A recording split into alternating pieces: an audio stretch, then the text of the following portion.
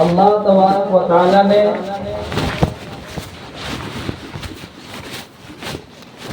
اپنا فضل فرما کر اپنی حکمت کے تحت جس کو چاہا اسے ایمان کی توفیق دی اور وہ ایمان والا ہو گیا، اور اپنی حکمت کے تحت جسے نہیں چاہا اسے محروم کر دیا۔ اس لیے مومن ہونا یہ بہت خوشی کی چیز ہے۔ جیسے بہت اچھا ڈاکٹر ہو جانا، انجینئر ہو جانا، عہدیدار ہو جانا، اس سے آدمی خوش ہوتا ہے، اس کو خوشی کی چیز سمجھتا ہے۔ اس سے کہیں زیادہ خوش ہونا چاہیے، ہمیشہ اللہ کا شکر ادا کرنا چاہیے اس بات پر کہ اللہ نے ہمیں ایمان والا بنایا، ہمیں مسلمان بنایا، اور صرف مسلمان بنا کے ایمان والا بنا کے یوں نہیں چھوڑ دیا کہ اب ہم اپنے فکر سے، اپنے اجتہاد سے اور اپنے دماغ کا خالی استعمال کر کے زندگی گزاریں اور زندگی جئیں، بلکہ اللہ تبارک و تعالیٰ نے مزید احسان انسانوں پر یہ فرمایا کہ کتاب عطا کی اپنے پاس سے اور اس کے ساتھ افراد بھیجے کہ جاؤ میری کتاب کو پڑھ کر کے سناؤ، اور صرف پڑھ کر کے سناؤ ہی نہیں، اس کے مطلب کو بیان کرو، اس کی تشریح کرو، اس کی تفسیر کرو۔ اللہ تبارک و تعالیٰ نے یہ فضل فرمایا، اور آپ کو بھی معلوم ہے کہ ہم سب کے پیغمبر ہمارے نبی آقائے نامدار حبیب کردگار محبوب پروردگار جناب محمد رسول اللہ صلی اللہ علیہ وسلم سب سے آخر میں تشریف لائے، اور آپ سارے نبیوں کے سردار، سارے رسولوں کے سردار، اور اللہ نے آپ پر نبوت کی مہر لگا دی، ختم نبوت کی مہر لگا دی۔ اب آپ کے بعد کوئی نبی قیامت تک نہیں آئے گا، 14 صدیاں گزر گئی ہیں، کوئی نہ آئے گا، نہ آیا ہے، نہ آئے گا۔ جو بھی دعویٰ کرے گا وہ جھوٹا ہوگا، وہ کذاب ہوگا۔ اخیر میں حضرت عیسیٰ علیہ السلام تشریف لائیں گے۔ ہر مومن کا یہ عقیدہ ہونا چاہیے، اس لیے کہ حضرت عیسیٰ علیہ السلام کا نازل ہونا یہ قطعی دلیل سے ثابت ہے، اس کا ایک مومن انکار نہیں کر سکتا ہے۔ حضرت عیسیٰ علیہ السلام آئیں گے تو مستقل نبی کی حیثیت سے نہیں آئیں گے، وہ بھی آئیں گے جناب محمد رسول اللہ صلی اللہ علیہ وسلم کی شریعت ہی کی تبلیغ فرمائیں گے۔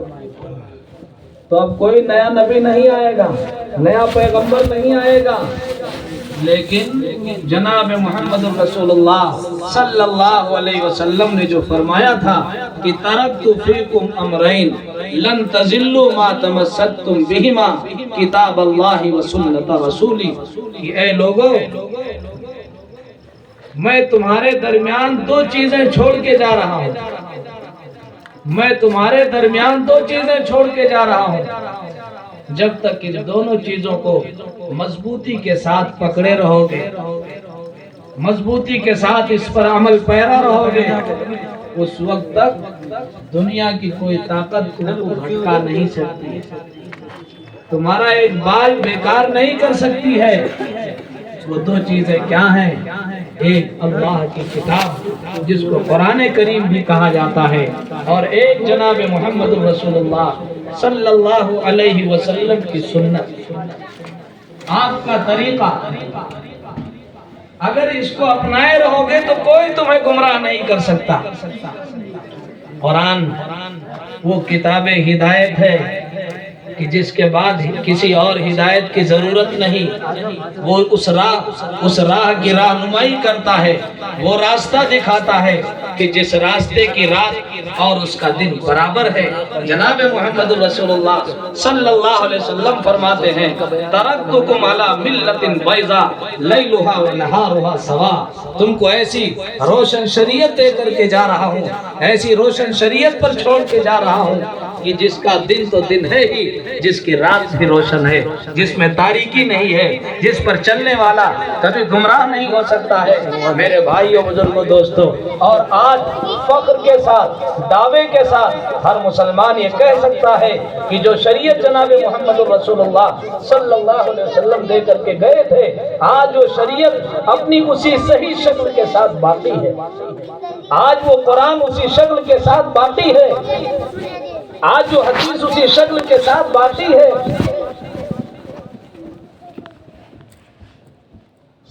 1400 سال سے زائد زمانہ گزر گیا، لیکن نبی پاک صلی اللہ علیہ وسلم نے ایک حدیث اگر گار میں سنائی ہے تو وہ اسی شکل کے ساتھ آج بھی موجود ہے۔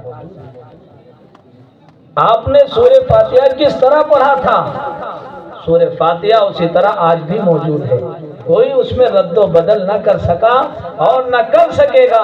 ہے قول محمد قول خدا، فرمان نہ بدلا جائے گا، بدلے گا زمانہ لاکھ مگر قرآن نہ بدلا جائے گا۔ قرآن اسی اپنی اصلی شکل اور صورت میں باقی رہے گا، اور ایک طبقہ امت کا صحیح طور پر اس قرآن پر عمل کرتا رہے گا، اس قرآن سے لگاؤ رکھتا رہے گا۔ اس لیے کیوں؟ اللہ تبارک و تعالیٰ کا وعدہ ہے کہ ہم اس قرآن کی حفاظت کریں گے۔ جب قرآن کی حفاظت ہوگی تو قرآن کس کا نام ہے؟ قرآن کی جب حفاظت ہوگی تو پوری شریعت محمدیہ علی صاحب الصلاۃ والتسلیم کی حفاظت ہوگی۔ اس شریعت میں بھی کوئی رد و بدل نہیں کر سکتا۔ یہ الگ بات ہے کہ ہم کاہلی کی وجہ سے، سستی کی وجہ سے اور غفلت میں پڑ جانے کی وجہ سے قرآن پر عمل کو چھوڑ دیں، نبی پاک صلی اللہ علیہ وسلم کی بتائی ہوئی شریعت کو چھوڑ دیں، یہ ہو سکتا ہے، لیکن سارے کے سارے چھوڑ دیں ایسا نہیں ہوگا۔ اس لیے کہ جب قرآن باقی رہے گا اسی صورت میں جب قرآن پر چلنے والے لوگ باقی رہیں گے۔ اسلام اس وقت تک باقی رہے گا جب تک مسلمان باقی رہے گا، اور جب مسلمان نہیں رہے گا تو اسلام نہیں رہے گا، اسلام نہیں رہے گا تو دنیا بھی نہیں رہے گی۔ یہ جناب محمد رسول اللہ صلی اللہ علیہ وسلم کا فرمان ہے۔ کوئی کتنا بھی سوچے کہ ہم عمل نہیں کریں گے، میرے بھائیوں بزرگوں دوستو، یہ اس کی غلط فہمی ہے کہ ہم قرآن کی خدمت نہیں کریں گے، ہم قرآن کی خدمت کرنے والوں کے سے تعلق نہیں رکھیں گے، ہم معاونت نہیں کریں گے، ہم امداد نہیں کریں گے۔ تو یاد رکھو قرآن کریم کہتا ہے فَإِن تَتَوَلَّوْا يَسْتَبْدِلْ قَوْمًا غَيْرَكُمْ ثُمَّ لَا يَكُونُوا أَمْثَالَكُمْ۔ یہ سورہ محمد کی آیت ہے۔ اللہ فرماتے ہیں کہ دنیا کے لوگوں، اگر تم یہ طے کر لو، اگر تم یہ ٹھان لو کہ ہم اللہ کی کتاب کی، دین کی خدمت نہیں کریں گے، دین میں اپنی دولت نہیں لگائیں گے، دین میں اپنے آپ کو نہیں لگائیں گے، تو یاد رکھو یستبدل قوما غیرکم، اللہ اس پر قادر ہے کہ تم کو ہٹا دے گا، تم کو مٹا دے گا، اور تمہاری جگہ کچھ ایسے لوگوں کو لائے گا جو تم جیسے ہٹ دھرم، تم جیسے نافرمان نہیں ہوں گے۔ علامہ اقبال نے کہا ہے عیایور سے تاتار کے افسانے سے پاسباں مل گئے کعبے کو صنم کھانے سے، پاسباں مل گئے کعبے کو صنم کھانے سے۔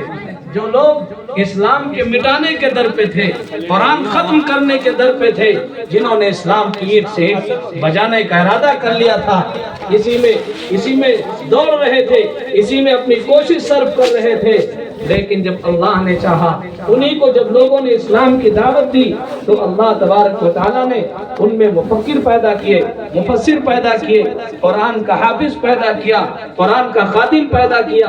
میرے بھائیو بزرگوں دوستو، یہ ہمارا کوئی احسان نہیں ہے۔ آج ہم اور آپ بیٹھے ہوئے ہیں، ہمارے سروں پہ ٹوپیاں ہیں، چہرے پہ داڑھی سجی ہوئی ہے، ایک اسلامی لباس پہنے ہوئے ہیں اور ایک اسلامی شکل و صورت اختیار کیے ہوئے ہم یہاں بیٹھے ہیں۔ یہ ہمارا کوئی کمال نہیں ہے، یہ اللہ کا فضل ہے، اللہ کا کرم ہے، یہ ہمارا اپنا کوئی کمال نہیں ہے۔ میرے بھائیوں بزرگوں دوستو، حافظ شیرازی کہتے ہیں منت منے کی خدمت سلطان ہمیں کنی، منت شناس حضور کی بخدمت بداشتر۔ یہ احسان مت جتلاؤ کہ ہم بادشاہ کی خدمت کر رہے ہیں، یہ احسان مانو کہ اس نے اپنی خدمت میں تمہیں رکھ رکھا ہے، اس نے اپنی خدمت میں تمہیں لگا رکھا ہے۔ شکر خدائے کن کے موفق شدی بخیر، زینام فضل او نمعطر گزاشتر۔ اس خدا کا شکر ادا کرو کہ جس نے خیر کی توفیق دی، ایمان کی توفیق دی، دینی مجلسوں میں دوستو یہ قرآن کتاب ہدایت ہے، بے شک ہمارے لیے کتاب ہدایت ہے، لیکن قرآن کی ہدایت تو ہم دیکھیں صبح سے لے کر شام تک عبادات میں، معاشرت اور معاملات میں، اخلاقیات میں قرآن کریم جن چیزوں کی رہنمائی کرتا ہے کیا وہ ہمارے اندر ہے یا نہیں ہے؟ ایک موٹا مسئلہ سب کو معلوم ہے، سب کے درمیان مشہور ہے، اگر یہ الگ بات کہ حصوں کا علم نہیں ہے، لیکن ہر کوئی جانتا ہے کہ قرآن کریم نے وراثت تقسیم کر دیا ہے، میراث تقسیم کر دی ہے، مرنے والا مر گیا، اس کے مال میں حصہ قرآن نے بیان کر دیا ہے، اور پھر بہت سختی کے ساتھ فرمایا ہے کہ یہ اللہ کی قائم کی ہوئی حدیں ہیں، جو کوئی ان کو پار کرے گا، ان کو پار کرنے کی کوشش کرے گا وہ ظالم ہے، اور ظالموں کا ٹھکانہ جہنم ہے۔ بڑی سختی سے اللہ نے فرمایا، لیکن جائزہ لے لو میرے بھائیوں کہ کتنے لوگ سارے وارثین کو رکھتے ہیں، باپ کا انتقال ہوا، بیٹا وارث ہے، بیٹی وارث ہے، اور بھی جو اس کے رشتہ دار اعزا اقربا وہ بھی وارث ہوں گے۔ یہ الگ بات کسی کی موجودگی میں کسی کو نہیں ملے گا، جیسے باپ اس کا موجود تو دادا کو نہیں ملے گا، یہ الگ مسائل ہیں، لیکن یہ جو وارث ہے، رشتہ دار ہیں، آپ ذرا دیکھیں بہنوں کو حق کون دیتا ہے، بیٹی کو حق کون دیتا ہے؟ یہ اللہ کا بیان کیا ہوا وہ قرآنی حکم ہے کہ جس میں ذرہ برابر شک اور شبہ نہیں ہے۔ پھر آخر کون سی چیز ہے جو اس جائیداد کو چھوڑنے نہیں دیتی؟ آخر کون سی چیز ہے جو یہ آمادہ کر رہی ہے کہ نہیں لڑکے کو ہم دیں گے، یہ لڑکا ہمارے حق میں نفع بخش ہوگا؟ اللہ فرماتے ہیں تمہیں نہیں معلوم کہ لڑکا تمہارے حق میں نفع بخش ہے یا لڑکی تمہارے حق میں نفع بخش ہے؟ میرے بھائیوں اللہ کو معلوم ہے، اللہ نے اس کا حصہ لگا دیا ہے، اللہ کو معلوم ہے، اللہ نے اس کا حصہ طے کر دیا ہے۔ جو لڑکے کا حصہ ہے وہ لڑکے کو دیا جائے، جو لڑکی کا حصہ ہے وہ لڑکی کو دیا جائے۔ میرے بھائیوں آخر ہم کیوں نہیں دے رہے ہیں؟ کون سی چیز ہے جو ہم کو نہیں دے رہی ہے اور مانے پر آ رہی ہے؟ ہمارے درمیان وہ حائل ہے، ہمارے اور اللہ کے خوف کے درمیان وہ کیا ہے؟ بس دنیا کی محبت ہے، لمبی لمبی امیدیں ہیں، اور یہ کی جائیداد ہم سے چھوٹ جائے گی، وہ بیٹی لے کے چلی جائے گی۔ پہلے اس کا حصہ اللہ نے کم رکھا، بیٹے کا زیادہ رکھا، اس لیے کہ اس کو سسرال سے مل جائے گا، اور جب وہ حصہ لے کر کے اپنا جائے گی تو اس کا بھی ایک مقام ہوگا، اس کی بھی ایک حیثیت ہوگی، اس کی بھی ایک پکڑ ہوگی۔ جہیز میں نہ جانے کہاں کہاں پہنچ گئے، کیسے کیسے طریقے اختیار کر لیے، لیکن کسی عالم سے نہ پوچھا کہ مولانا اس بچی کا حق کیا ہوتا ہے ہمارے مال میں، ہم اس کو کتنا دے دیں تو حق سے بری ہو جائیں گے۔ جہاں جہیز کی تعبیریں ضرور پوچھتے ہیں، ہم ایسا دیتے ہیں، جو ناجائز ہے اس کو پوچھتے ہیں، اور جو ضروری ہے اس میں تردد نہیں بلکہ اس کا انکار کرتے ہیں۔ اور اب تو حالت اکثر جگہوں پر یہ ہے کہ اگر بیٹی اپنا حصہ لے لے، بہن اپنا حصہ مانگ لے تو بس اب وہ بیچاری اس لیے نہیں مانتی کہ وہ ناراض ہو جائے گا بھیا، ہاں اس لیے نہیں مانتی کہ وہ گھر والے ناراض ہو جائیں گے، اور اب جو آنا جانا ہے وہ بھی بند ہو جائے گا۔ کیا جواب دو گے میدان محشر میں جناب محمد الرسول اللہ صلی اللہ علیہ وسلم کے سامنے، جنہوں نے اس امت کو امت بنانے کی خاطر، جنہوں نے مسلمان کو مسلمان بنانے کی خاطر اپنی رات و دن ایک کر دیا تھا، اور رات و دن اللہ سے مانگتے تھے، اللہ کے لیے آنسو بہاتے تھے، صرف اس لیے کہ یہ امت بن کر کے رہے، یہ امت سچی امت بن کر کے اور میدان محشر میں آئے، اور یہاں حوض کوثر پہ پہنچ کر کے جام کوثر کے کیا جواب دے گا آدمی کل میدان محشر میں جناب محمد رسول اللہ صلی اللہ علیہ وسلم کو؟ آج تو یہاں مسلمان بنے ہوئے ہو، آج مسلمان بنے ہوئے ہو، مسلمانوں کی فہرست میں ہو، اور یہی نہیں اللہ کی قسم کبھی کبھی ایسا بھی ہوتا ہے کہ مرنے کی باتیں کی جائیں، آخرت کی باتیں کی جائیں، اور بعض لوگوں کے دل پہ کوئی اثر نہیں ہوتا ہے، کوئی اثر نہیں ہوتا ہے، اتنا سیاہ ہو چکا ہے دل، اتنا گندا ہو چکا ہے اور وہ بیچارے مسکراتے رہتے، پان کھاتے رہتے، بیٹھے رہتے. وہ یہ نہیں دیکھتے ہیں کہ اگر اسی حالت میں موت آ گئی تو آیا ہمیں مسلمانوں کے ساتھ اٹھایا جائے گا یا مسلمانوں کے ساتھ ہمارا حشر نہیں ہوگا. بعض لوگ آج نام کے مسلمان ہیں، کل قیامت کے دن مسلمان نہیں ہوں گے. تو اللہ فرماتا ہے ان ھذا القرآن یہدی للتی ہی اقوم، یہ قرآن کتاب ہدایت ہے اور ہم رہنمائی ڈھونڈ رہے ہیں. کہاں جا کے؟ ہم روس سے مانگ رہے، امریکہ سے مانگ رہے، یورپ سے مانگ رہے ہیں کہ ہمیں راستہ بتا دو، ہمیں راستہ دے دو. یہ غلط کہہ رہا ہوں. اسی کو لوگ آگے سمجھ رہے کہ اس کے دماغ کو آگے سمجھ رہے، کہتے ہیں اس کا دماغ ہم سے 50 سال آگے چلتا ہے. ارے اللہ کے بندو، دماغ کس کا آگے چلے گا؟ اس کا چلے گا جس کا دماغ قرآن کی تشریح کے مطابق ہوگا، قرآن میں بیان کیے ہوئے احکام کے مطابق جس کا دماغ چلے گا اس کا دماغ آگے ہوگا. اس کا دماغ کیا دماغ ہے کہ جو شریعت کے خلاف چلنے پر آمادہ کرے اور جو مرد کو عورت بنائے، عورت کو مرد بنانے کی فکر میں لگا ہوا ہو، وہ تم سے آگے ہے. علامہ اقبال نے کہا تھا، وہیں پڑھا تھا لیکن تم سے زیادہ ان کو جانا تھا اور پرکھا تھا. کہا تھا کہ جس نے سورج کی شعاؤں کو گرفتار کیا، زندگی کی شب تاریک سحر کر نہ سکا. اپنی حکمت پہ اور ڈھونڈنے والا ستاروں کی گزرگاہوں کا، اپنے افکار کی دنیا میں سفر کر نہ سکا. اپنی حکمت کے خم و پیچ میں الجھا ایسا، آج تک فیصلے نفع و ضرر کر نہ سکا. آج تک اس کو یہی نہیں پتا ہے کہ کس راہ پہ چلیں گے تو ہم کامیاب ہوں گے اور کس راہ پہ چلیں گے تو ہم ناکام ہوں گے. ان کو خود پتا نہیں، جس کو راہبر مانے ہوئے، جن کو آئیڈیل بنائے ہوئے ہو. اللہ نے فرمایا لَقَدْ كَانَ لَكُمْ فِي رَسُولِ اللَّهِ أُسْوَةٌ حَسَنَةٌ، کہ رسول اللہ کی زندگی میں تمہارے لیے بہترین نمونہ ہے. پیغمبر کی زندگی تمہارے لیے بہترین آئیڈیل ہے اور تم کہہ رہے ہو نہیں، جدھر جی چاہے گا، جدھر نفس چاہے گا ادھر ہم کو چلنا ہے، ادھر ہم کو جانا ہے. میرے بھائیو، بزرگوں، دوستو، تو یہ قرآن کتاب بشارت کیسے بنے، کتاب ہدایت تمہارے لیے کیسے بن جائے جب تم چلنا ہی نہیں چاہتے؟ قرآن کہتا ہے ان ھذا القرآن یہدی للتی ہی اقوم ویبشر المؤمنین الذین یعملون الصالحات ان لهم اجرا کریما. اور یہ قرآن یہ خوشخبری سناتا ہے ان ایمان والوں کو یعملون الصالحات. یہ نہیں کہ صرف مسلمان ہو گئے، کلمہ پڑھ لیا اس کے بعد چھٹی لے لی، نہیں، بلکہ نیک اعمال بھی کیا، نیک اعمال میں لگے رہے. ان کو یہ قرآن بشارت سناتا ہے کس چیز کی؟ ان لہم اجرا کریما، کہ ان کے لیے بہترین مزدوری ہے، ان کے لیے بہترین اجر ہے، ان کو اللہ تبارک و تعالی بہت نوازے گا. میرے بھائیو، بزرگوں، دوستو، اس لیے قرآن کو اپنا آئیڈیل بناؤ، قرآن کو اپنے لیے کتاب ہدایت سمجھو اور اس پر عمل کرنے کی فکر کرو.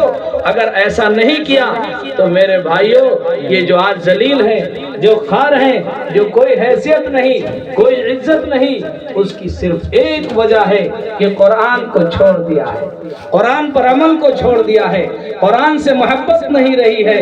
بس تھوڑا بہت کاروبار میں برکت کے لیے سمجھا ہے قرآن پڑھ لیا جائے. قرآن اس لیے پڑھ لیا جائے کہ وہ جنات بھاگ جائے گا، اس لیے پڑھ لیا جائے سورہ بقرہ کہ گھر کے اندر شیطان نہ آئے گا.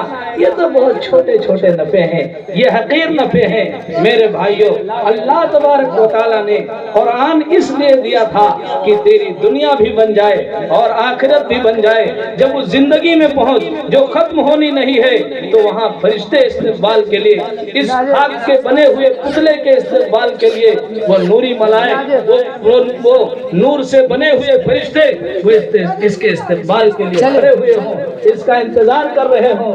مرحبا بک ایتھا النفس المطمئنہ ایتھا النفس الطیبہ کانت فی الجسد الطیب. وہ اعلان کر رہے ہوں، چلا رہے ہوں کہ اے بہترین نفس تو بہترین جسم میں تھی، تو نے اپنے رب کو راضی کیا تھا، تو نے پیغمبر صلی اللہ علیہ وسلم کی شریعت پر چلنے کی ٹھان لی تھی، زمانے نے بہت کروٹیں لی لیکن تو اپنی جگہ قائم رہا۔ میرے بھائیوں یہ حالات کچھ نہیں ہے، یہ حالات کچھ نہیں ہے۔ علماء سے پوچھو، کبھی بیٹھو ان کے درس میں، کبھی قرآن کی تفسیر میں وقت نکال کے جاؤ، دیکھو قرآن کریم کیسے کیسے حالات بیان کرتا ہے، ایمان والوں پر کیسے کیسے حالات آئے، یہ مثالیں کیوں دیتا ہے؟ ایمان والے پر جب حالات آئے جس کے لیے کتاب ہدایت ہے، تو یہ نہ سمجھے کہ حالات بہت سخت ہے لہذا نماز چھوڑ دو، حالات بہت سخت ہے لہذا اپنی شکل و صورت بگاڑ لو، دوسروں کا لباس اختیار کر لو، حالات آئے تو تبدیلی پیدا کر لو اپنے اندر اور دوسروں کی راہ پر چلنے لگو۔ قرآن کریم نے اس پزمردگی کو اور اس کم ہمتی کو ختم کرنے ہی کے لیے ایسی مثالیں پیش کی ہے کہ جہاں مسلمان کمزور ہیں، حالات آئے ہیں لیکن ایمان پر جمے ہوئے ہیں، ایمان کا ٹوٹا نہیں کر رہے ہیں۔ آزم بھائی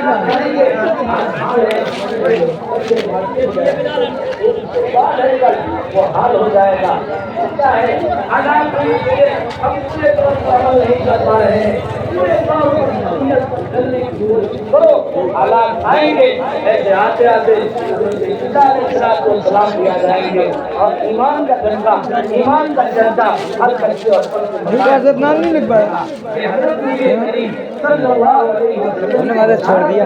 میرے بھائی حالات خراب ہیں، عید کی تاریخ عید کا مہینہ ایک بار حالات بدلنے والی رات اللہ کی ہے، حالات بدلنے والی رات صرف اللہ کی ہے، چھوٹے عالم صاحب نہیں بہت بڑا چھوٹے عالم صاحب کے بھائی ہے نا،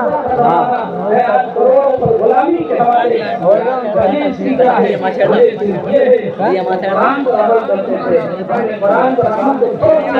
ان کو قرآن سے محبت تھی، ہم کو قرآن سے محبت نہیں ہے۔ حضرت قرآن کھاتے تھے، وہ قرآن لیتے تھے، کہتے تھے ہذا کلام ربنا، ہذا کلام ربنا، ایک میں خوشی تاری ہو جاتی تھی، خوشی تاری ہو جاتی تھی اس قرآن کی عظمت کو سمجھ کر کے یہ وہ کلام الہی ہے جس کے ذریعے ہمارے پروردگار نے ہم کو ظلم کے، ہم کو ظلمت و کفر کے دلدل سے نکالا ہے اور نور عطا کیا ہے، روشنی عطا کی ہے کہ اس کی عظمت اور اس کی ہیبت کی وجہ سے آپ کو خوشی تاری ہو جایا کرتی تھی، بے ہوشی تاری ہو جایا کرتی تھی۔ میرے بھائیوں آج قرآن کی عظمت کہاں چلی گئی، قرآن کا احترام کہاں چلا گیا؟ اور اتنا ہی نہیں بلکہ اس کے پڑھانے کے تعلق سے بھی ہماری توجہ ہٹ گئی، بالکل ہٹ گئی اور ہم اس کو اہمیت نہیں دیتے۔ آج آپ دیکھو کہ آدمی اپنے بچوں کو کالجوں میں پڑھاتا، اسکولوں میں پڑھاتا، اس کے لیے صبح سے محنت کرتا ہے، صبح اٹھ کر کے اس کی ماں اس کو تیار کرتی ہے، پھر اس کو اسکول لے جا کے چھوڑتے ہیں۔ کیوں؟ اس لیے کہ دنیا کی ڈگری اس کو مل جائے گی، اس لیے چھوڑتے ہیں کہ اس کو ہم ڈگری دلا دیں گے، اس کو ڈاکٹر بنا دیں گے اور اس کو ہم انجینئر بنا دیں گے، اس کو یہ عہدہ دلا دیں گے، وہ عہدہ دلا دیں گے۔ لیکن میرے بھائیوں بزرگوں دوستوں یہ عہدہ کتنے دن تک رہے گا، یہ ڈگری کتنے دن تک کام آئے گی؟ یہ اس وقت تک کام آئے گی جب تک یہ سانس چل رہی ہے، جب تک جسم کے اندر روح ہے، اس وقت تک کچھ بھی کر لو اور پھر اسی میں پڑے رہو، لیکن جس دن روح نکل جائے گی، جس سے پیچھ جائے گی اور جس میں نہ رہ جائے گا تو ذرا سمجھو کہ ہم نے اپنے اولاد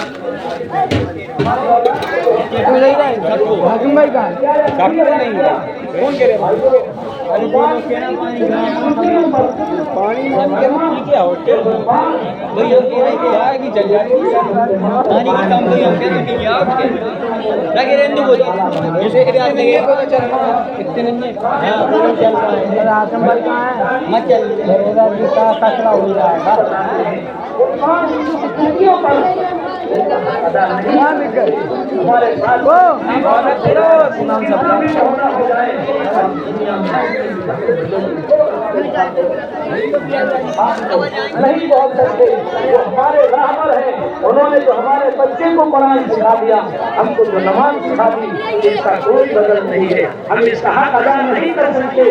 ہر میرے بھائیوں کہنے والے نے کہا آج گمنام صحیح ان کی دولت والے کیوں؟ اس لیے کہ انہوں نے اپنے رب کو راضی کرنے کے لیے ان مرتبوں کو قائم کیا ہے، ان مدرسوں کو قائم کیا ہے۔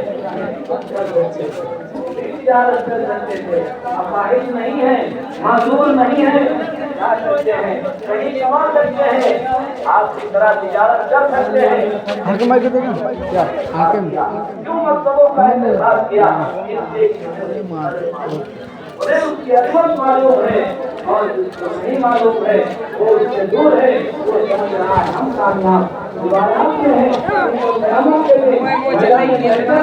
بہت سے لوگ جب دیکھیں گے کسی کے پیچھے ایک جماعت کے لوگ چل رہے ہیں تو لوگ پوچھیں گے وہ کون سے سانسد ہیں، وہ کون سے وزیر اعظم ہیں، کون سے صدر ہیں، بلکہ خود بخود لوگ پوچھ رہے ہوں گے یہ کون سے پیغمبر جا رہے ہیں، یہ کون سے نبی جا رہے ہیں، اس لیے کہ انہیں معلوم ہوگا کہ آج عزت، آج مرتبہ، آج پیغمبر کا ہے یا پیغمبر کو ماننے والے کا ہے، اس کے سوا آج کسی کی کوئی حیثیت نہیں ہے۔ اس لیے خود بخود لوگ پوچھیں گے کہ کون سے پیغمبر جا رہے ہیں، بتایا جائے گا یہ محمد رسول اللہ صلی اللہ علیہ وسلم کی خدا عالم ہے، جنہوں نے قرآن کو عام کیا تھا، جنہوں نے پیغمبر کی سنت کو عام کیا تھا، اور یہ لوگ ان کے پیچھے چلے تھے، ان کی بتائی ہوئی باتوں پر عمل کیا تھا، جن کی اولاد کو انہوں نے پڑھایا تھا، یہ ان کے پیچھے ہیں، وہ عزت اور احترام ان کا ہو رہا ہے، وہ آگے آگے جا رہے ہیں۔ یہ اسلام وہ واحد مذہب ہے کہ جس کا فائدہ صرف اپنی ذات تک محدود نہیں رہتا، بلکہ اس کا فائدہ دوسروں تک بھی پہنچتا ہے۔ آدمی نیکی کرتا ہے، قرآن اپنے بچے کو پڑھاتا ہے، لیکن تاج اس کے ماں باپ کو پہنایا جاتا ہے، تاج والدین کو عطا کیا جاتا ہے، اور ایسا تاج کہ سورج کی روشنی بھی اس کے سامنے مان پڑ جائے۔ جناب محمد رسول اللہ صلی اللہ علیہ وسلم نے فرمایا یقال لصاحب القرآن، صاحب قرآن سے، قرآن والے سے، حافظ قرآن سے کل قیامت کے دن کہا جائے گا اقرا ورتقی ورتل کما کنت ترتل فی الدنیا، کہ اے بندے قرآن پڑھ اور درجے پہ چڑھ،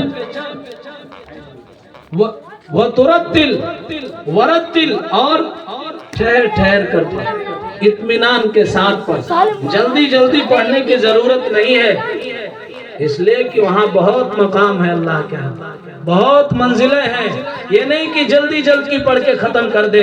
وَرَتِّلْ کما کنت ترتل فی الدنیا، جیسا کہ تو دنیا میں ترتیل سے پڑھا کرتا تھا، ٹھہر ٹھہر کر پڑھا کرتا تھا۔ فَإِنَّ مَنزِلَكَ عِنْدَ آخِرِ آیَةٍ تَقْرَؤُهَا، اس لیے کہ تیرا مقام، تیری منزل، تیرا ٹھکانہ وہ ہے جہاں پر تیری آخری آیت ختم۔ یہ مقام کس کو ملے گا؟ حافظ قرآن کو ملے گا، اور دوسرا مقام اس کے خاندان کو ملے گا۔ جناب محمد رسول اللہ صلی اللہ علیہ وسلم نے فرمایا من تعلم القرآن وحفظہ، جس نے قرآن کو سیکھا اس کو یاد کیا۔ پیغمبر صلی اللہ علیہ وسلم فرما رہے ہیں شفیہ فی اہلی فشفعہ اللہ فی من اہل بیتہ فی عشرۃ قد وجبت لہم النار، کہ اس کی سفارش اللہ قبول کرے گا اس کے گھر کے، اس کے خاندان کے ایسے 10 لوگوں کے بارے میں کہ جن پر جہنم ثابت ہو چکی ہوگی، جو جہنم کے مستحق ہوں گے، وہ ولی اللہ نہیں ہوں گے، وہ اپنے عمل سے پہنچ جائیں گے۔ جو اس مقام کو نہیں پہنچ سکے، اس مرتبے کو نہیں پہنچ سکے، یہ حافظ قرآن اس کی سفارش کرے گا اور اللہ اس کو جہنم سے بچا لے گا، جنت میں داخل کر دے گا۔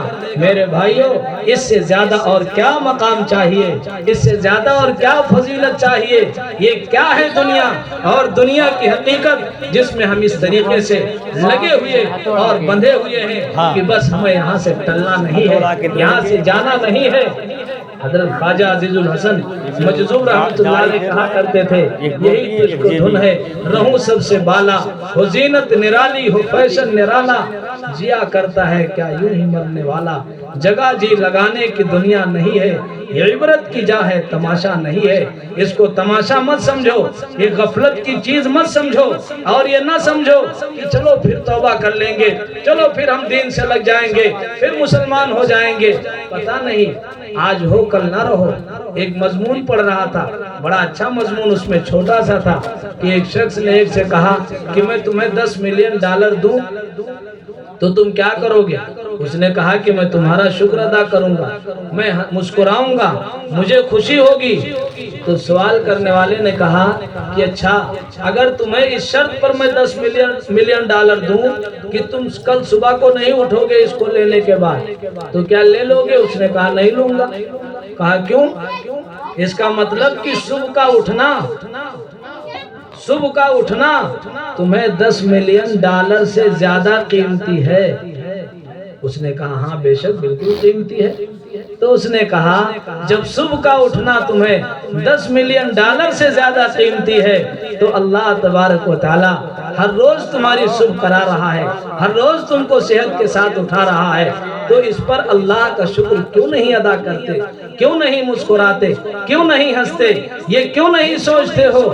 یہ کیوں نہیں سمجھتے ہو کہ بغیر مانگے، بغیر کسی حق کے، بغیر کسی عوض کے اللہ نے ہم سوئے تھے اور صبح میں اٹھا دیا؟ آخر یہ کیوں نہیں سمجھتے ہو؟ میرے بھائیو بزرگوں دوستو، یہ مت سمجھو کہ ہم کیسے ایسے بن جائیں گے۔ اللہ سے سچی توبہ کرو، اللہ کے سامنے رو، اللہ کے سامنے گڑ گڑاؤ، ان مکتبوں سے اپنے تعلق کو مضبوط کرو، اللہ تم کو کامیاب کر دے گا۔ جب بھی ضرورت پڑے ہماری آپ کی ان مکتبوں کے لیے تو فوراً لبیک کہو، فوراً اس کے لیے تیار ہو جاؤ۔ ان کو محبت کی نگاہ سے دیکھنا بھی نبی پاک صلی اللہ علیہ وسلم کے فرمان کا مقتضا ہے۔ حضرت صلی اللہ علیہ وسلم نے فرمایا کہ دیکھو عالم بنو، متعلم بنو، غور سے عالم کی بات سننے والے بنو، یہ بھی نہیں کم سے کم محبت کرنے والے بنو، محبت کرنے والے بنو۔ یہ مت سوچو کہ ہماری بات نہیں چلتی، ہماری رائے نہیں چلتی، اس لیے ہم کیا کریں گے، ہم کیوں وہاں جائیں؟ نہیں میرے بھائیو، محبت کی نگاہ سے دیکھو۔ یہ حدیث ہے وَلَا تَكُنِ الْخَامِسَ فَتَهْلِكَ، لیکن پانچویں نہیں بننا ورنہ ہلاک ہو جاؤ گے۔ پانچواں کون؟ پوچھا گیا پانچواں کون ہے؟ حضرت صلی اللہ علیہ وسلم نے فرمایا مَن يُبْغِضُ الْعِلْمَ وَأَهْلَهُ، کہ جس کے اندر علم سے اور علماء سے بغض ہو، نفرت ہو، حقارت ہو، جو وہ سمجھ رہا ہو کہ ان کے پاس کیا ہے، ان کے پاس کون سی دولت ہے، ہمارے پاس عہدہ ہے، ہمارے پاس بنگلے ہیں، ہمارے پاس ایئر کنڈیشن گاڑیاں ہیں، ان کے پاس کیا ہے، پیدل چلنے والے، زیادہ سے زیادہ ٹو ویلر سے چلنے والے، یہ کیا حیثیت رکھتے ہیں؟ حضرت صلی اللہ علیہ وسلم نے فرمایا دیکھنا، ایسا نہیں سوچنا، ایسا نہیں سمجھنا، ورنہ تم ہلاک ہو جاؤ گے۔ اور ہلاکت کیا ہے؟ دین سے محروم ہو جانا، قرآن سے محروم ہو جانا، قرآن کے فائدے سے محروم ہو جانا میرے بھائیوں۔ ورنہ کوئی سمجھے کہ ہم تو ہمارے اندر بغض ہے، جس کے اندر بھی ہے وہ توبہ کر لے، جس کے اندر نہیں ہے وہ اللہ کا شکر ادا کرے۔ میرے بھائیوں بزرگوں دوستو، یہ نہیں کہ وہ مر جائے، فوراً مر جائے تو وہی ہلاکت ہے۔ ہلاکت یہ بھی ہے کہ دین سے آدمی محروم ہو جائے، اولاد میں کوئی حافظ قرآن نہ بن سکے، اولاد میں کوئی عالم دین نہ بن سکے، کوئی قرآن کو سمجھنے والا نہ پیدا ہو سکے، قرآن کو پڑھنے والا نہ پیدا ہو سکے۔ یہ ہے محرومی، یہ ہے ہلاکت، یہ ہے نبی پاک صلی اللہ علیہ وسلم کے فرمان کا مطلب اور تشریح۔ میرے بھائیوں بزرگوں دوستو، اگر آپ اپنے آپ کو لگاؤ تو یقیناً اسی طریقے سے کامیابی تمہارا قدم چومے گی جس طریقے سے ہم سے پہلے لوگ کامیاب ہوئے۔ آخر ابھی مولانا تذکرہ کر رہے تھے، عارف باللہ حضرت مولانا قاری سید صدیق احمد صاحب باندھوی نور اللہ مرقدہ کا۔ پوچھو جو لوگ جانتے ہوں گے، کوئی دولت کے مالک نہیں تھے، گاڑیوں کے مالک نہیں تھے۔ حضرت مفتی زید صاحب مظاہری دامت برکاتہم، انہوں نے سنایا ایک مرتبہ، اور حضرت مولانا زکریا صاحب دامت برکاتہم جو ندوے میں حدیث کے استاد ہیں، وہ فرما رہے تھے، کہہ رہے تھے کہ حضرت ایک مرتبہ لکھنؤ پہنچے اور ایک بھیڑ لگی تھی، استقبال کے لیے لوگ انتظار میں تھے کہ حضرت آ جائیں، کئی گاڑیاں لگی ہوئی تھیں۔ لوگ حیران تھے کہ کون شخصیت آخر آ رہی ہے، کون سا مرتبے والا آ رہا ہے کہ اتنے لوگ اس کے لیے کھڑے ہوئے ہیں، اس کے انتظار میں لگے ہوئے ہیں۔ کہتے ہیں کہ جب وہ پہنچے تو خدا کی قسم میں نے دیکھا وہ جو چپل پہنے ہوئے تھے وہ ایک چپل کی ایڑی پیچھے کی گھسی ہوئی تھی، ایسی پرانی چپل پہنے ہوئے تھے۔ اس حالت میں پہنچے، ہر کوئی چاہ رہا تھا ہماری گاڑی پہ ہاتھ رکھ دیں، ہماری گاڑی پہ بیٹھ جائیں، ہم استقبال کر لیں، ہم دیدار کر لیں۔ یہ مقام کہاں سے ملا تھا؟ اس قرآن کے احکام پر عمل کیا تھا، جناب محمد رسول اللہ صلی اللہ علیہ وسلم کی شریعت کو اپنایا تھا۔ حضور پاک صلی اللہ علیہ وسلم نے پوچھا بلال کیسا عمل کرتے ہو، کون سا عمل کرتے ہو؟ تمہارے چلنے کی آہٹ میں نے جنت میں سنی ہے۔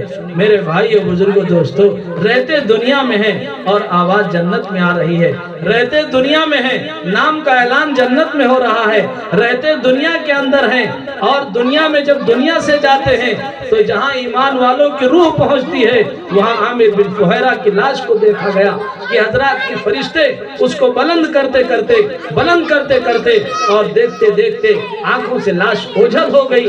یہ قرآن کی برکت تھی، قرآن پر عمل کا نتیجہ تھا۔ میرے بھائیو، آج بھی اگر ایک مسلمان قرآن پر عمل کرنے لگے تو جیسے اللہ نے کل عزت عطا کی تھی آج بھی وہی اللہ ہے، وہی اللہ عزت عطا کرنے والا ہے، وہی اللہ آج بھی ہے جس نے کل ابراہیم کو آگ سے بچایا تھا، وہی اللہ آج بھی ہے جس نے کل 313 کو فتح دیا تھا، وہی اللہ آج بھی ہے جس نے ظالموں کے رخ کو موڑ دیا تھا، وہی اللہ آج بھی ہے کہ جس نے ان غلاموں کو بلند کیا تھا جن کی کوئی حیثیت نہیں تھی لیکن قرآن کے عالم تھے، قرآن کے حافظ تھے، قرآن کے پڑھے ہوئے تھے۔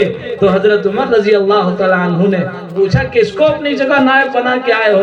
کہا ابن افزا کو۔ کہا یہ کون؟ کہا یہ آزاد کردہ غلام ہے۔ کہا غلام کو تو نے حاکم بنا دیا؟ فرمایا یہ قرآن کا عالم ہے۔ حضرت عمر رضی اللہ تعالیٰ عنہ بول پڑے کہ حضور پاک صلی اللہ علیہ وسلم کا فرمان ہے کہ اللہ اس قرآن کے ذریعے کچھ لوگوں کو بلندی عطا کرتا ہے اور کچھ لوگوں کو اسے قرآن سے پست کر دیتا ہے، اسے قرآن کے ذریعے ان کو نیچے کر دکھاتا ہے۔ میرے بھائیوں، عمل کرنے والوں کو بلند کر دیتا ہے اور اس پر نہ عمل کرنے والوں کو پست کر دیتا ہے، ذلیل کر دیتا ہے۔ یہ قرآن ہم تک پہنچا ہے، یہ علماء کی قربانیاں، یہ علماء کی قربانیاں ہیں۔ رات و دن انہوں نے ایک کیا ہے، صبح و شام کو ایک کیا ہے، ایک سال نہیں، دو سال نہیں، چار سال نہیں، بلکہ پڑھو سیرت علماء کی، پڑھو محدثین کے حالات۔ 45 سال علم کو حاصل کرنے کے لیے اپنے وطن کو چھوڑا ہے، اپنے گھروں کو چھوڑا ہے۔ خطیب بغدادی نے ایک محدث کا ذکر کیا ہے جو کہتے ہیں کہ 20 سال کی عمر میں حدیث حاصل کرنے کے لیے گھر سے نکلا، جب واپس ہوا تو میری عمر 65 سال ہو چکی ہے۔ کہیں بغداد میں ہے، کہیں ہے، جہاں جہاں ملتے گئے علم والے وہاں علم کو حاصل کرتے گئے۔ آج کا آدمی سمجھے گا وہ دیوانے تھے، وہ پاگل لوگ تھے، ہم بہت ہوشیار ہیں اس لیے کہ ہم دنیا بنانے میں لگے ہوئے ہیں۔ میرے بھائیوں، اللہ کی توفیق تھی، انہوں نے اس بات کو اپنا اوڑھنا بچھونا بنایا تھا، اسی کو مقصد زندگی بنایا تھا کہ ہمیں مرنا بھی ہے اور جینا بھی ہے تو نبی پاک صلی اللہ علیہ وسلم کے فرمان کو حاصل کرتے کرتے مرنا ہے اور حاصل کرتے کرتے جینا ہے۔ جب واپس آئے تو بیان کیا جاتا ہے کہ 40 گٹھر باندھے ہوئے تھے۔ دیکھنے والوں نے دیکھا، جو آدمی جس نگاہ سے دیکھے پوچھا کہ ارے اتنے دن کے بعد تم اتنا سارا نفع حاصل کر کے واپس ہوئے، کہاں سے آئے؟ وہ سمجھ رہے تھے یہ مال و دولت باندھ کے لایا ہے، یہ کپڑے باندھ کے لایا ہے۔ ابو عبداللہ محدث نے کہا کہ نہیں، یہ کپڑوں کے گٹھر نہیں ہیں، یہ دولت کے گٹھر نہیں ہیں، یہ محمد الرسول اللہ صلی اللہ علیہ وسلم کے احادیث کے ذخیرے ہیں جو میں نے باندھ لکھ کر کے اور محفوظ کیا تھا، ان کو باندھ کر کے لایا ہوں۔ اس طرح کتابی شکلیں نہیں تھیں۔ میرے بھائیو بزرگوں دوستو، تب یہ قرآن ہم تک پہنچا ہے۔ خطیب بغدادی نے تاریخ بغداد میں ایک محدث کا تذکرہ کیا ہے، ان محدث کا نام عبد الرحمن ہے، عبد الرحمن بن قاسم ہے کہ ایک ان کا بیٹا مدینے میں پہنچا۔ حضرت امام مالک رحمت اللہ علیہ کا درس ہو رہا تھا، مختصر عرض کر رہا ہوں، درس ہو رہا تھا، بات آپ سمجھ لیں بس۔ جب درس کے درمیان یہ بیٹا پہنچا، پوچھا فیکم عبد الرحمن بن قاسم، کیا تمہارے درمیان عبد الرحمن بن قاسم ہے؟ کسی نے اشارہ کیا کہ وہ پڑھ رہے ہیں۔ یہ بیٹا گیا، کان میں کہا، بتایا، وہ کھڑے ہوئے سینے سے چمٹا لیا، آنکھوں سے آنسو جاری ہو گئے۔ لوگوں نے سمجھا کہ کوئی حادثہ پیش آ گیا، کسی کی وفات کی خبر آ گئی۔ پوچھا کیا ہوا عبد الرحمن، کیا حادثہ پیش آ گیا، کیا بات پیش آ گئی، کس نے تجھ کو رلا دیا؟ تو کہا اصل میں حادثہ تو ایسا ہے جو بیان نہیں کیا جا سکتا۔ کہا بات کیا ہے؟ حضرت امام مالک رحمۃ اللہ علیہ جو استاد تھے، جب انہوں نے کہا نہیں بتاؤ کیا بات ہے، تو عبد الرحمن بن قاسم رحمۃ اللہ علیہ نے اپنی داستان بتائی کہ حضرت میں مصر میں تھا، مجھے حدیث پڑھنے کا شوق ہوا، مجھے معلوم ہوا کہ آپ کا سبق ہوتا ہے مدینہ میں نے سوچا کہ میں جا کر کے حضرت سے پڑھوں سبق کو، حدیث کو حاصل کروں۔ اپنی بیوی، ہماری بیوی چچا زاد بہن تھی جس سے میرا نکاح ہوا تھا، میں نے اس سے 1 سال کی مہلت مانگی تھی۔ جب 1 سال میں پیاس نہیں بجھی، دنیا کے حدیث کی پیاس نہیں بجھتی نا، ایسے علم کے طالب کی بھی پیاس نہیں۔ علماء کو آپ دیکھو ہر روز پڑھتے رہے، بڑھاپے تک، آخری عمر تک کچھ نہ کچھ پڑھتے رہتے، کچھ نہ کچھ دیکھتے رہتے ہیں، اس لیے کہ پیاس بجھتی نہیں ہے۔ جیسے دنیا دار کی پیاس نہیں بجھتی، بلکہ آخر وقت تک دیکھو تو بس دنیا ہی دنیا ہے۔ یہ نہیں فکر کہ قدم سوئے محشر نظر سوئے دنیا، قدم سوئے محشر نظر سوئے دنیا، کدھر دیکھتے ہو کہاں جا رہے ہو، اس میں کبھی اس کی فکر نہیں ہوتی۔ کہتے ہیں 1 سال کی اجازت لی لیکن پیاس نہیں بجھی، تو دوسرے سال میں نے خط بھیجا اپنی بیوی کے نام۔ یاد رکھو شوہر پر بیوی کا نفقہ واجب ہوتا ہے، بیوی کا خرچ واجب ہوتا ہے۔ جو بخیل شوہر اس کو خرچ نہ دے تو ضرورت کے وقت وہ نکال سکتی ہے چپکے سے، کہ اس کی چوری نہیں ہوگی، جس سے اس کی ضرورت پوری ہو جائے۔ اس لیے نفقہ شریعت نے واجب قرار دیا ہے، اس کا بیوی کا نفقہ شوہر پر، اس لیے نہیں کہ دونوں میں مساوات قائم کر دو۔ ایک کو کہا تم کما کے لاؤ، ایک کو کہا تم گھر کی ذمہ داری سنبھالو۔ وہ پاگل ہے جو مساوات کا نعرہ لگاتے، ان کی عقل کام نہیں کرتی، بہت سی چیزیں پوچھو تو خود پھنس جاتے۔ بہرحال کہتے میں نے اس کو خط بھیجا بیوی کو، حاجیوں کے قافلے سے، حاجیوں کا قافلہ گیا تھا، میں نے خط بھیجا کہ اگر چاہو تو میرے نکاح میں باقی رہو، اور تمہیں اختیار ہے آگے، چاہو تو نکاح سے الگ ہو جاؤ۔ تو اس ماں نے، ان کی بیوی نے وہ خط بھیجا 3 سال حاجیوں کے ہاتھ سے۔ تو کہہ رہے جب وہ خط آیا میرے ہاتھ میں تو میری بیوی نے لکھا تھا کہ آپ کیسی بات کر رہے ہیں، اے میرے شوہر جان، آپ یہ کیسی بات کر رہے ہیں، آپ کہیں دنیا کے لیے نہیں گئے ہیں، آپ دنیا حاصل کرنے نہیں گئے ہیں، آپ گئے ہیں جناب محمد رسول اللہ صلی اللہ علیہ وسلم کا فرمان، آپ کی حدیث حاصل کرنے کے لیے۔ آپ کہتے ہیں کہ میں چاہوں تو طلاق لے لوں، ارے نہیں، مجھے اس پہ فخر ہوگا اگر آپ اللہ کے راستے میں، آپ علم حدیث کو حاصل کرتے کرتے آپ شہید بھی ہو گئے تو مجھے فخر ہوگا۔ کل قیامت کے دن میدان محشر میں میں بھی اٹھوں گی اس حال میں کہ فلاں اس شخص کی بیوی ہے جو حدیث کو حاصل کرتے کرتے شہید ہو گیا ہے، جس نے اپنی جان کی بازی لگا دی ہے۔ اس طرح جب مائیں تھیں، اس طرح جب خاتون تھیں میرے بھائیوں، تو یہ لوگ پیدا ہوتے تھے۔ ذمہ داری ماں پر ہونی چاہیے، اور ذمہ داری ماں کی ہے کہ اپنی اولاد کی اس طرح تربیت کریں۔ قصہ مختصر یہ کہ حضرت عبد الرحمن بن قاسم رحمۃ اللہ علیہ نے فرمایا پھر میں حدیث حاصل کرنے لگا۔ 1 سال 2 سال 3 سال، حضرت 17 سال گزر گئے۔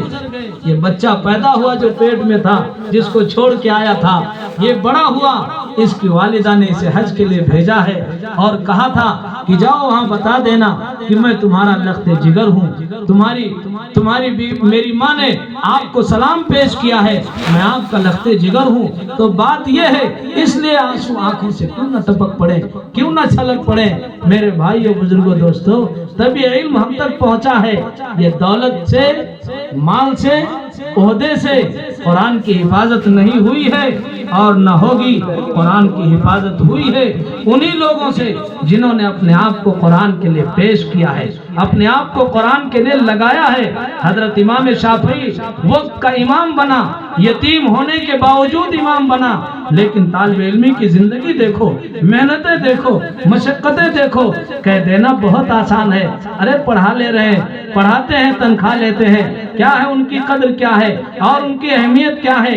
لیکن ذرا سوچو، قربانیوں کو یاد کرو، قربانیوں پہ نظر دوڑاؤ، عقل دنگ رہ جائے گی، عقل حیران رہ جائے گی۔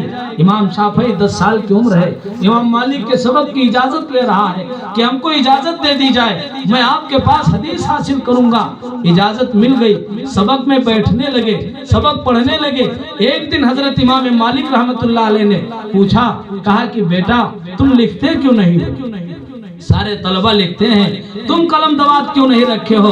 تم کیوں نہیں محفوظ کرتے حدیث؟ اپنے پاس بلایا، کہا بیٹا وقت نہ ضائع کرو، وقت نہ ضائع کرو۔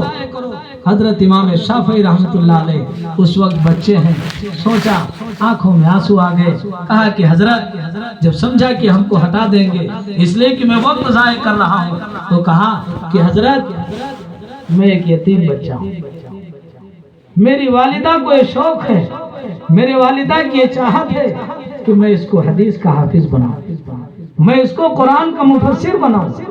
میری والدہ مجھے لے کر کے آئی ہے، دن بھر کچھ محنت مزدوری کر لیتی ہے تو کھانے بھر کا تو ہو جاتا ہے، لیکن اتنا پیسہ نہیں ہوتا ہے کہ جس سے قلم اور دوات خرید سکوں۔ اس لیے حضرت میں قلم دوات تو نہیں خرید سکتا، میں حدیث کو سینے میں محفوظ کرتا ہوں، میں حدیث کو اپنے سینے میں محفوظ کرتا ہوں۔ اگر آپ اجازت دیں تو جتنی حدیثیں میں نے پڑھی ہیں وہ سب میں آپ کو سنا سکتا ہوں۔ حضرت امام مالک رحمت اللہ علیہ نے جیسے ہی حکم دیا وہ کھڑے ہوئے اور جتنی روایتیں 132 یا 116 روایتیں جو پڑھائی گئی تھی وہ 10 اور 12 سال کی عمر کا لڑکا وہ کھڑا ہوا اور ایک ترتیب کے ساتھ ساری حدیثیں سنا دی، وہ اس کا امام بنا۔ یتیم ہے، اللہ نے امامت کا درجہ دیا، کیوں؟ اس لیے کہ دل میں تڑپ تھی، دل میں لگن تھی۔ میرے بھائی بزرگ دوستو، یہ علماء نے بہت قربانی دی ہے تب یہ قرآن آج اصلی شکل میں محفوظ ہے، آج یہ حدیث اپنی اصلی صورت میں موجود ہے۔ بہت قربانیاں ہیں، ان قربانیوں کو بیان نہیں کیا جا سکتا ہے۔ کیسے کیسے مدرسے قائم کیے ہیں، کیسے کیسے مکتب قائم کیے ہیں، جب ضرورت تھی تو جا کر کے پڑھتے تھے، جب زمانہ بڑھا اصل تو چیز بنیاد تو وہی ہے، بنیاد تو وہی ہے، زمانہ بڑھا، اتار چڑھاؤ آیا، شکلیں بدلی، لیکن چیز وہی ہے۔ جس قرآن کی تعلیم دور اول میں ہوتی تھی، جس طرح ہوتی تھی، آج اسی طرح اس کی تعلیم ہو رہی ہے۔ حدیث جیسے درجہ اول میں سنایا جاتا تھا اور محفوظ کیا جاتا تھا، آج بھی لوگ اس کی حفاظت کر رہے ہیں، لیکن اس وقت کے حالات کچھ اور تھے، اس وقت کی تڑپ کچھ اور تھی۔ جب زمانہ میں تبدیلی آئی تو پھر مدرسے قائم ہوئے۔ آپ کو معلوم ہے کہ ہندوستان جیسے ملک کے اندر کیسے کیسے حالات آئے، پھر کیا کیا؟ ان مکتبوں کو قائم کرو، ان مدرسوں کو قائم کرو تاکہ مسلمان بنا رہے۔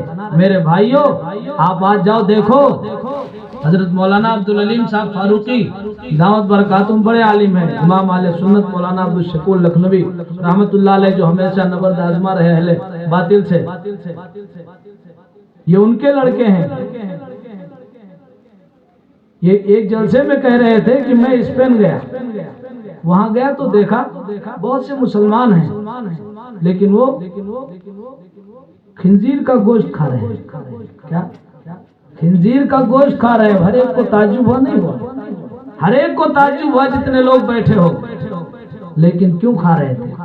کہا میں نے جب معلوم کیا تو پتا چلا کہ نہیں، ان کے باپ دادا ولی کامل تھے، ان کے پردادا بہت بڑے بزرگ تھے، بہت بڑے اللہ والے تھے، شب بیدار تھے، راتوں کو اللہ سے رونے والے تھے، لیکن پھر یہ تبدیلی کہاں سے پیدا ہوئی؟ یہ کہاں سے تبدیلی پیدا ہو گئی؟ یہ حالات کہاں سے بگڑ گئے؟ تمہیں کیوں نہیں معلوم؟ انہوں نے کہا ہم کو معلوم ہی نہیں ہے کہ خنزیر کا گوشت کھانا حرام ہے، ہمیں معلوم ہی نہیں ہے کہ یہ حرام چیز ہے، اس کو نہیں کھانا چاہیے۔ کیوں؟ اس لیے کہ آپ کے ہاں مدرسے ہیں تو آپ کو تعجب ہو رہا ہے، وہاں مدرسوں کی شکلیں نہیں ہیں، مکتب کی شکلیں نہیں ہیں۔ کون بتائے گا حرام کیا ہے؟ کون بتائے گا حلال کیا ہے؟ دیندار باپ بن گیا لیکن اولاد کیسے دیندار؟ تھوڑا بہت سمجھا بجھا کے رکھا، جب روشنی نہیں ہوگی تو کبھی بھی بھٹک سکتا ہے۔ جب قرآن کا علم ہوگا، جب حدیث کا علم ہوگا، جب روشنی ہوگی تو نہیں بھٹکے گا، نہیں گمراہ ہوگا۔ میرے بھائیوں، حضرت قاری صدیق صاحب باندھوی رحمت اللہ علیہ نے سب سے پہلے دین کی دعوت دی، لوگوں کو ارتداد سے بچانے کی فکر کی، اور اس کے بعد میں سوچا کہ آخر مسلمان دین چھوڑ کیوں رہا ہے؟ مسلمان دین چھوڑ کیوں رہا ہے؟ اس کی وجہ کیا ہے؟ تلاش کیا تو بات سمجھ میں آئی کہ چونکہ کوئی مدرسہ نہیں ہے، کوئی مکتب نہیں ہے، کوئی حلال اور حرام بتانے والا نہیں ہے۔ آج یہ بچے تقریر کر رہے ہیں، یہ کل امت کے راہبر بنیں گے، کل امت کو کی رہنمائی کریں گے، ان کو راستہ دکھائیں گے۔ آج چھوٹے ہیں، کل اللہ تبارک و تعالیٰ انہی کو محافظ بنا کر کے اٹھائے گا، انہی کو محافظ بنا کر کے پھرائے گا۔ آج تو یہ چھوٹے نظر آ رہے ہیں۔ بقول حکیم الامت حضرت مولانا اشرف علی تھانوی رحمت اللہ علیہ کے ان مکتبوں میں مسلمان بنایا جاتا ہے۔ مسلمان آدمی مکتب میں بنتا ہے، اور مسلمان ایسے گھر سے نہیں بن جاتا ہے کہ باپ دادا مسلمان تھے بس یہ بھی مسلمان ہو گیا۔ اقبال نے کہا، خرد نے کہہ بھی دیا، لا الہ تو کیا حاصل، دل و زباں مسلمان نہیں تو کچھ بھی نہیں۔ جب تک توحید نہیں سکھاؤ گے، جب تک نبی کی نبوت نہیں بتاؤ گے، جب تک شریعت کی تعلیم نہیں سکھاؤ گے، اس وقت تک اسے کیا پتا کہ ہمارے نبی کون ہیں اور ہمارے نبی آخری نبی ہیں؟ اس کو کیا پتا اللہ کی توحید کیا ہے، جنت کیا ہے، جہنم کیا ہے؟ اس کو کیا پتا عالم برزخ کیا ہے، یہاں کے بعد کیا ہوگا؟ اس کو کیا پتا؟ وہ تو ہمیں سکھانا پڑے گا، ہمیں بتانا پڑے گا۔ یاد رکھو، یاد رکھو، علماء عصری تعلیم کے مخالف نہیں ہیں، بلکہ عصری تعلیم کو ضروری قرار دیتے ہیں، لیکن پہلے مسلمان بناؤ، پہلے مسلمان بناؤ، اس کے بعد عصری تعلیم پڑھاؤ۔ ضرورت ہے اس بات کی، بچی ڈاکٹر ہو، ضرورت ہے اس کی کہ ایسے حالات آج بن چکے ہیں، تھوڑا بھی ہوا آدمی پہنچ گیا، وہاں پہنچا ڈاکٹر کے ہاں، بے شک اس کی اجازت ہے کہ شوہر کے سوا کوئی اس کے جسم کو نہیں دیکھ سکتا، لیکن ڈاکٹر علاج کے لیے دیکھ سکتا ہے۔